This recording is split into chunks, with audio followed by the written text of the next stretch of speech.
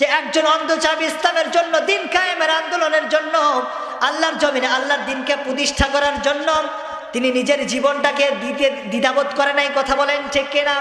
তো আপনি ইমানগুলো মজবুত করবেন। আল্লাহ রাসূল সাল্লাল্লাহু আলাইহি ওয়াসাল্লামের একজন অন্ধ সাহাবী, যার ব্যাপারে কুরআনুল কারীমের ভিতরে আল্লাহ পাক রব্বুল আলামিন 16টি আয়াতে কারিমা নাযিল করেছেন। কয়টি আয়াতে কারিমা?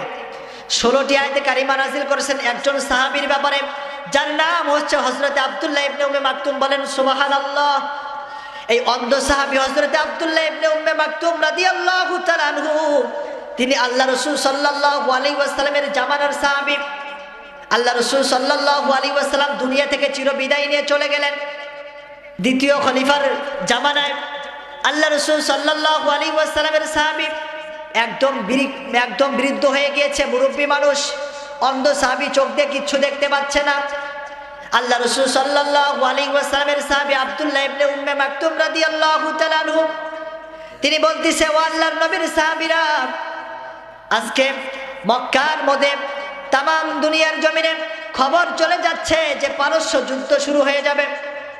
পারস্য যুদ্ধের জন্য আল্লাহর নবীর সাহাবীরা তারা প্রস্তুতি গ্রহণ করছে, সকলেই যুদ্ধে যাবে, যুদ্ধ করবে, কাফের মুশরিক বেঈমানদের সাথে তারা যুদ্ধ করে ইসলামকে বিজয় অর্জন করবে। এরকম করে আব্দুল্লাহ ইবনে উম্মে মাকতুম রাদিয়াল্লাহু তাআলা আনহু, তিনি এইবার বলতেছে, আর চোখ দিয়ে পানি ঝরাচ্ছেন, আর বলতেছে যে আমি যদি আমার যুদ্ধের চোখ দুটো থাকতো তাহলে আজকে আমিও যুদ্ধের ময়দানে যেতে পারতাম। কথা বলেন ঠিক কিনা? আজকে আমি চোখ দিয়ে দেখতে পারি না, সেই জন্য আমাকে যুদ্ধে যাইতে দেওয়া হচ্ছে না। আব্দুল্লাহ ইবনে উম্মে মাকতুম রাদিয়াল্লাহু তাআলা আনহু অনেক আকুতি মিনতি করার পরে আল্লাহ রাসূল সাল্লাল্লাহু আলাইহি ওয়াসাল্লামের সাহাবী এক পর্যায়ে আব্দুল্লাহ ইবনে উম্মে মাকতুম রাদিয়াল্লাহু তাআলা আনহুকে যুদ্ধে যাওয়ার জন্য অনুমতি দিলেন। তিনি কালিমার পতাকাকে নিয়ে আস্তে আস্তে গুটি গুটি পা করে যুদ্ধের ময়দানে চলে গেলেন।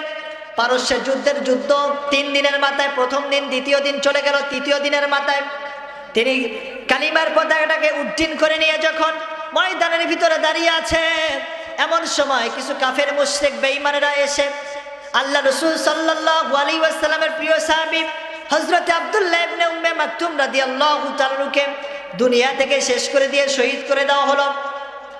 আল্লাহ রাসূল সাল্লাল্লাহু আলাইহি ওয়াসাল্লাম ঈমানের বলে বলিয়ান হয়ে নিজের জীবনটাকে ইসলামের জন্য, দ্বীনের জন্য ব্যয় করে দিলেন। বলেন আল্লাহু আকবার।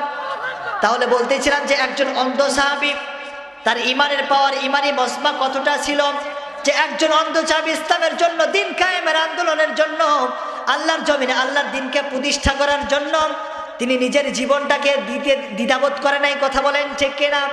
তাই আপনি আমি যারা আছি, আল্লাহর জমিনে আল্লাহর দিন কায়েম হোক আমরা চাই কি চাই না? তার কারণ আমাদের সময় এসেছে। আল্লাহ তাআলা যেন আমাদের আগামী বাংলাদেশকে কোরআনের বাংলাদেশ হিসাবে কবুল করে। কথা বলেন ঠিক কিনা? আমাদের আগামের বাংলাদেশ, আলেমুল আমাদের বাংলাদেশ। কথা বলেন ঠিক কিনা?